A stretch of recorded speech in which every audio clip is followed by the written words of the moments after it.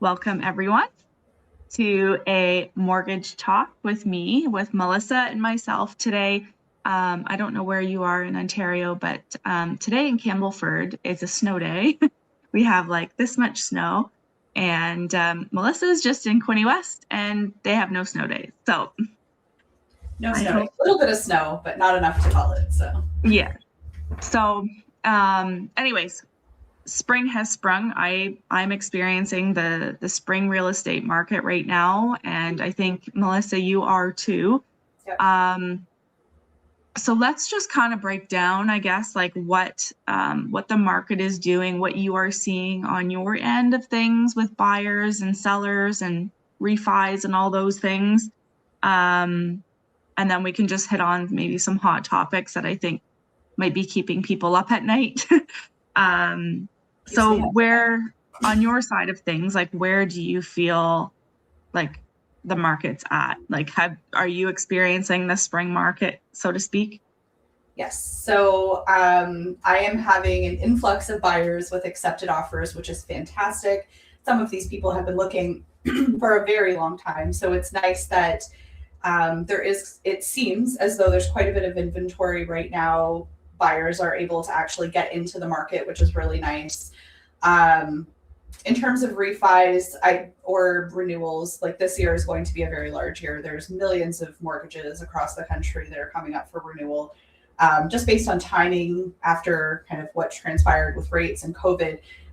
This is just kind of like the life cycle of the mortgage. So there are lots of mortgages that are coming up for renewal. So there's a lot of people that need to do things real estate and mortgage related this year. Yes. So I would say spring market has definitely sprung. Things are definitely picking up.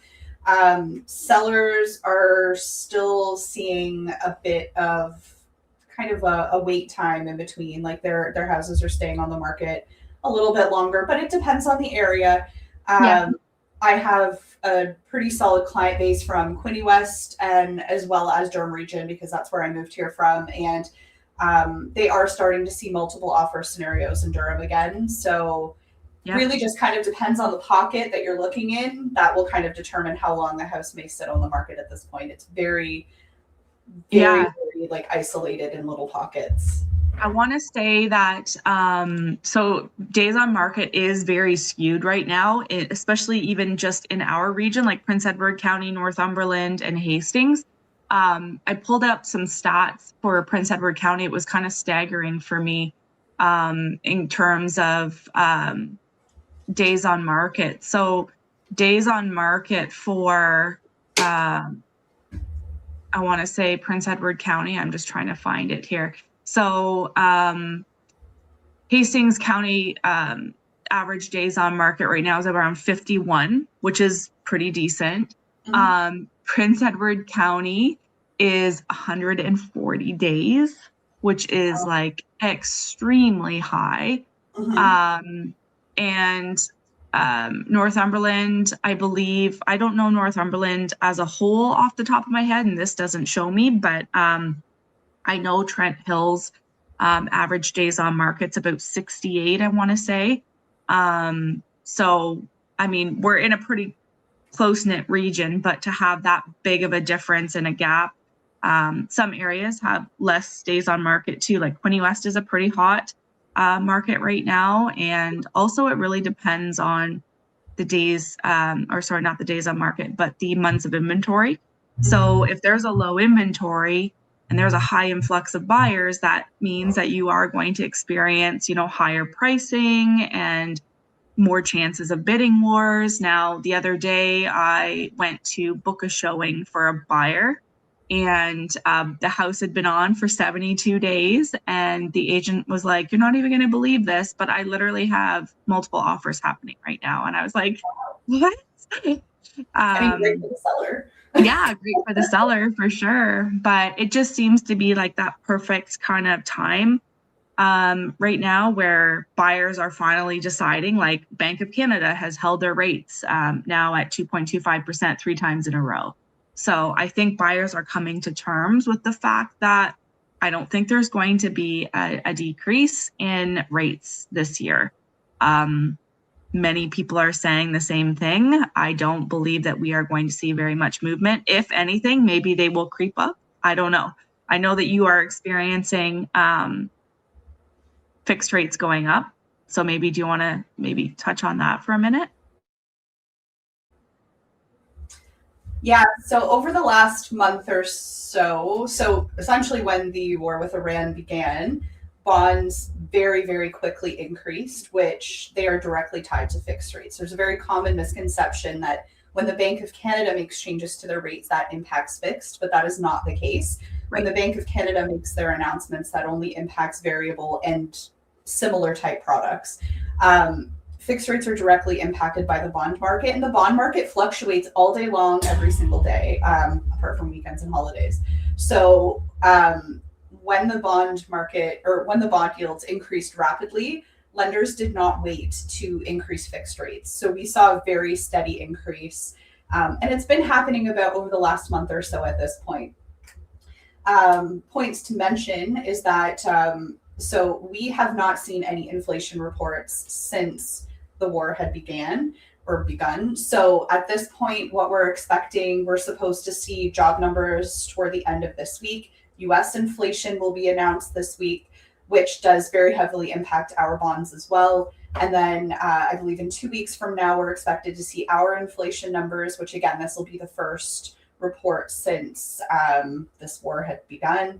And then also the Bank of Canada is set to make another announcement. I did attend a presentation with Scotiabank and CMHC, I think it was last week at this point, and they indicated that the market is a little bit soft right now. There is the expectation that rates may continue to increase at this point, especially if inflation increases. It's very widely anticipated rates may continue to go up, and that's not just fixed at this point. The Bank of Canada, the language that they used in their last announcement indicated there may be some increases coming as well. Economists are forecasting 2, potentially 3 increases by the Bank of Canada by the end of this year. So biggest takeaway here is that rates are not expected to decrease anytime soon. They may stay in and around where they are. They may continue to increase. But what's really important for people is if you are doing anything real estate or mortgage related in the next 6 months, or even for the rest of the year, you want to start taking a look at your options very, very early. So if you're house hunting, you want that pre-approval in place, and you want to make sure that you're getting a rate hold. So talk to a mortgage professional, go through all of your options first, make sure you've got the right product in place, and then have them lock in the rate for you, because if rates increase, that could very substantially impact what you qualify for. So the last thing you want to happen is not have a rate hold in place. You finally find that perfect house. You go back to your mortgage professional and let them know this is the one we want to put an offer on. And because rates have increased and there was nothing held for you, you're now qualifying at a higher rate and you no longer qualify for that price point. Right. Talk about devastating. So definitely don't want to see that happen. We can lock in rates for 120 to 130 days, depending on the lender. So definitely look at that as early as you possibly can in your home buying journey. In terms of people that are coming up for renewal or may want to refinance in the future, we can start looking at things just over 4 months ahead of time. We can lock in a rate about 4 months beforehand. Even if you have the belief that rates may go down, we want to lock something in just in case they do continue to go up. You're protected against that. If they do decrease, we can always ask for that lower rate. And that goes for people that are buying as well and have a rate hold in place. We can ask for a decreased rate up until about a few days before closing. So if by some chance something happens and rates do drop, we can take advantage of that. This is just a layer of protection so that you're not ending up in something much higher than you were anticipating. Right. You don't want to rush into choosing a rate just for the sake of having something held. You want to talk to your mortgage professional, go through all of your options, make sure it's the right product, and then lock that rate as soon as you can. Yeah, absolutely. And yeah, you're right with the uncertainty with the rates, it is absolutely doing you no harm by locking something in. And if anything, and if rates do go up, then yes, we'll see a bit of some pressure at the end of that rate hold to try and find something. Yeah. but we're talking could be tens of thousands of dollars that this could cost you. So at the end of the day, it's up to you, of course, how you want to, how you want to spearhead that. But when it comes down to it, I don't think people want to spend extra money when they don't have to. Even like a 0.1% increase in a rate may not sound significant, but when you actually calculate it over hundreds of thousands of dollars and over the entire term, it is a significant amount of money. So you definitely want to try and get that lower rate, but not at the expense of flexibility. So again, you want to make sure it's the right product. You want to talk to someone about your goals and what your actual plan is, what your budget looks like, and then lock in the rate. So you're not shopping for the lowest possible rate. You just want something held for you as long as it makes sense. Yeah, for sure. And I think a lot of people, they confuse getting the lowest rate with the best product. And really, you need to have a conversation with somebody like Melissa so that she can explain it to you, because there's amortization, there's terms of the mortgage, there's lots of things that need to be considered other than just that rate. Biggest things are penalties and how they're calculated. Every lender does it a little different. And even if we're looking at a minimum penalty scenario like 3 months interest, not all lenders calculate that the same either, and it can be a very big difference. So it's important to factor in things like penalties, whether or not you can port. If you're renewing now, but you may want to move in 6 months, you want to see if this lender offers you the ability to port. I had a client come to me recently. They're with a big bank. They're like coming up for renewal within the next month or so, plan on buying in the next 4 to 5 months. And so they're selling and then purchasing something else. And their lender told them, absolutely not. We don't allow you to port your mortgage. So we had to find another lender, whereas they could have just renewed and then moved their mortgage in 6 months. But because that lender doesn't offer porting, regardless of the product they chose, they were going to have a very large penalty in 6 months that they were going to have to deal with. So by moving them now to a different lender that offers porting, we get them locked into something now, and then they can port their mortgage over once they move.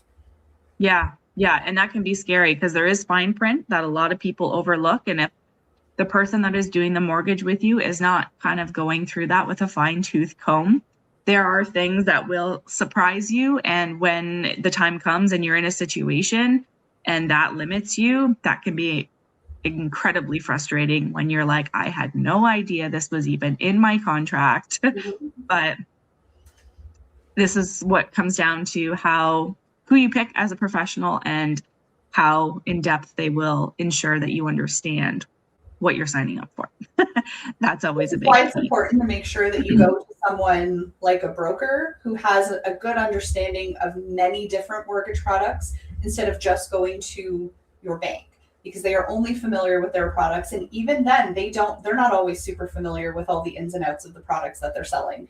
Exactly. So it happens quite often. I'll have someone come to me, they've incurred some debt, they want to try and refinance, they're with a specific lender, I won't name them, but there's a bona fide sales clause attached because they wanted that super low rate. So what that means is they're not allowed to break their mortgage unless they're selling their house. So they are stuck in that mortgage. There is no opportunity to refinance no matter what the situation is. There's no leeway there.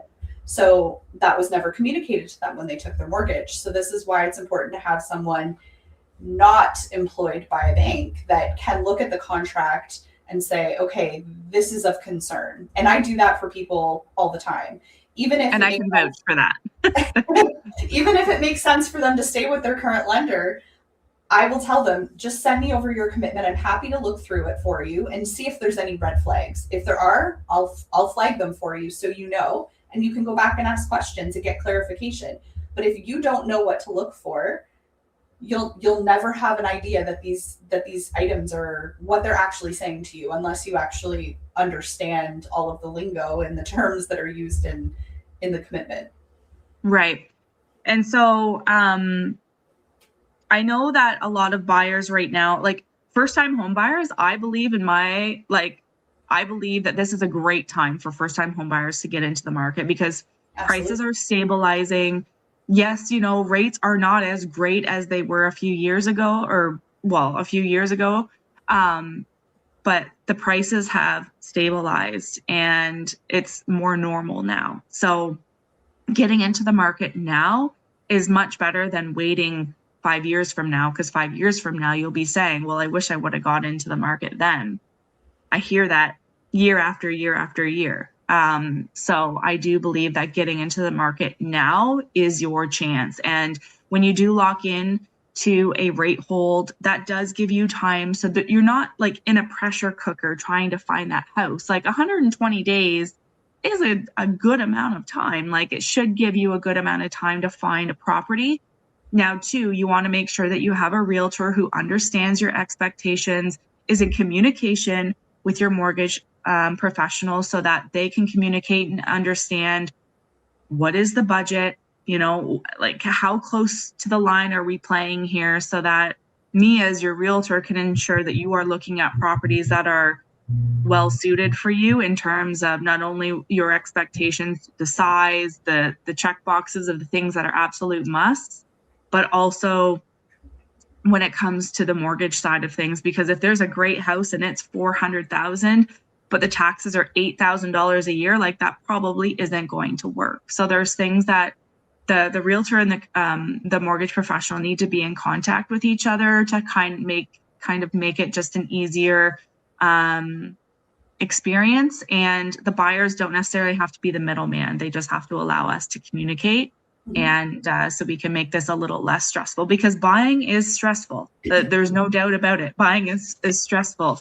But if you have the right people in your corner who are guiding you and educating you along the way, and even beforehand, that is what makes the difference between a good experience and maybe not so good of an experience. And just to touch on what you had said about this being a great time for first-time buyers, I wholeheartedly agree. For the most part, there are no bidding wars right now. People aren't buying $100,000 over list price anymore, which is fantastic. And even though rates are higher now than they were a couple of years ago, it's really important that people remember that those were artificial lows. They were created because of our economic circumstances at the time with the pandemic. They never should have been that low, but because of circumstances, they were made to be that low. So if we look at historical data, usually rates are in and around the 4% range, which is where we are right now. They're slightly higher, but they're not anywhere, like they're not crazy. This is fairly reasonable rates right now. So even though it feels like they're high because they are compared to where we were a couple of years ago, historically they're not. They're pretty well on par, maybe marginally higher. So this is not a bad time for people to get into the market. This is actually a really great time for first-time buyers. Again, not really seeing bidding wars. They're able to buy for a reasonable price.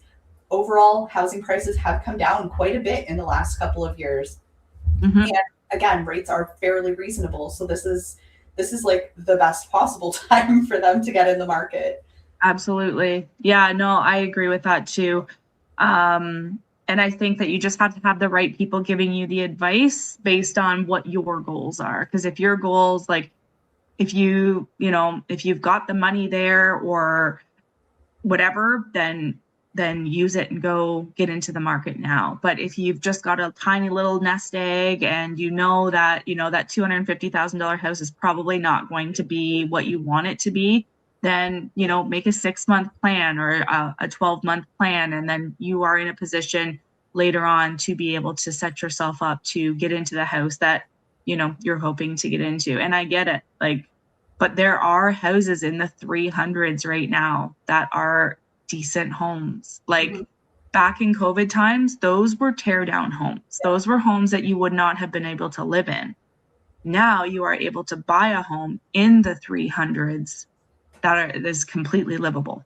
So that is something that you should really take advantage of if you can. Same with investors. I mean, if you're an investor, now is a great time to add to your portfolio if you're in a position to do so.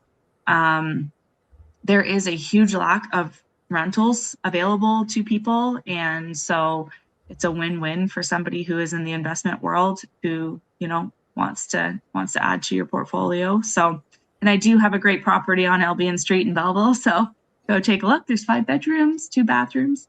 But yeah, so if one thing that every homeowner should do today, regardless of where rates go, what do you think Should they be contacting a mortgage professional and just having a conversation so that they can set up what they need to do, whether it be a month or two from now? Or, I mean, if their rate or if their renewal is not till the end of the year, should they still be talking to somebody now to kind of start planning? I would say yes. It would be a great idea to talk to someone earlier rather than later, because it opens up more options.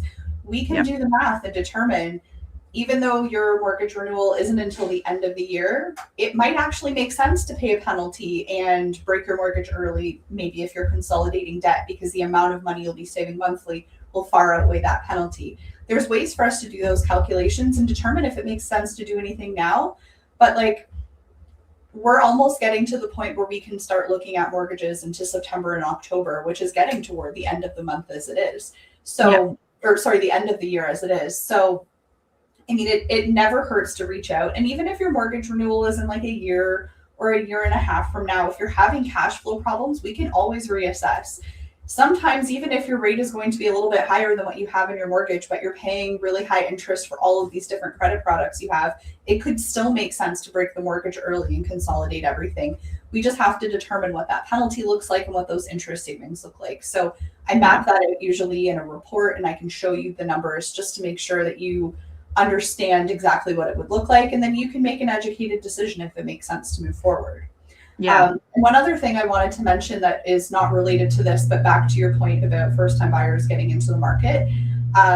If you have some down payment funds saved, or you have some money saved, but it's not quite enough, we do have some programs available that can help. Either there's like down payment assistance programs, there's Flex Down, which is a borrowed down payment program if you have really great income but not a lot of savings. We also have a cashback program. So if, for example, you have a bit of funds for your down payment and you've got your closing costs saved, you can use the cashback mortgage for closing costs. So all the money you had set aside for closing costs, you could then add to your down payment to bump that up a little bit to help you get into the market. So there's lots of different programs and things available to help first-time buyers get in. So if you're not quite there, but you want to see what that could look like, now is a great time to reach out, because we can look at those different programs to see if we can get you in sooner rather than later. And making sure that you have an FHSA set up is really key too. Like, there's a lot of tax benefits to that. You can put up to $8,000 a year, up to $40,000. I say start now, even if you're 18 years old and you're like, I'm not going to buy a house for at least 5 or 6 years. Get it open now so you can start contributing to it, so you can start earning interest. It's only going to help you in the end. It does matter where it's parked, so please have a conversation with myself about that, because banks sometimes will just throw it in cash or something, and that's craziness. You want to make sure it's parked in the right place. So if anybody has questions about the market, about your mortgage, about how much equity you may have in your home, because if you are having cash flow issues, Melissa can certainly help you with the mortgage aspect and kind of rolling debt in, but you have to also consider the amount of equity that you have in your home at the same time. So it really is a hand-in-hand sort of relationship that we have here, and we are able to help in many different ways.